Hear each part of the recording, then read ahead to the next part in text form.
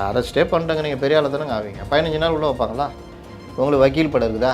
வக்கீல் படம் இப்போ என்ன லட்சத்தில் இருக்குதுன்னு தெரியுதா? இப்போ உசியானந்த் எவ்வளோ ஃபெயிலியர்னு தெரியுதா? தலைவரை இட்டுன்னு வந்து இட்டார்த்து போகிறது தான் உட்காட்டமைப்புன்னு பேசினார்.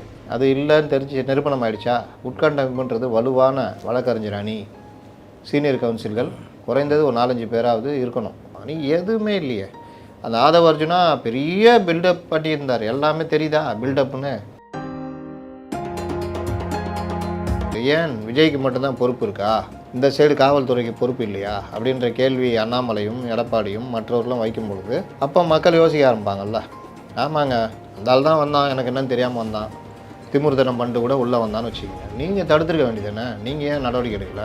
கோர்ட்டே கேட்குதுல்ல, காலையிலேருந்து அவர்கள் 3 to 10 கொடுத்தோம், அவர்கள் 12 மணின்னு போட்டுக்கிட்டாங்க, அதனால் காலைல 7 மணிலேருந்து ஜனங்க ஏற ஆரம்பித்தாங்கன்னு. அப்போ நீங்கள் என்ன பண்ணீங்கன்னு கோர்ட்டு கேட்குதுல்ல.